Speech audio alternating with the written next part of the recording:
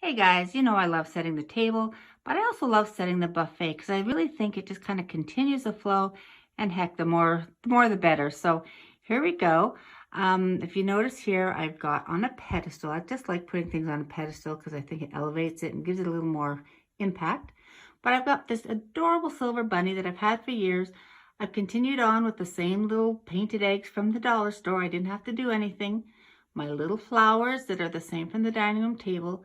Because of the silver, I brought in my silver mirror from downstairs, and it just kind of made it light and airy and went with the flow.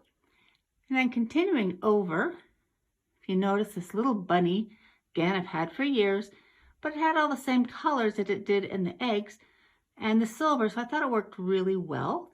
And just tucking one under the cloche kind of pulled some of the colors over to that side for balance. And I like to have some height at the table, or I should say the buffet. So these are just faux pussy willows, which always means spring, but I put in some real plants or greenery and real branches just to make it look a little more real. And there you go. We've got our buffet that continues on from our table.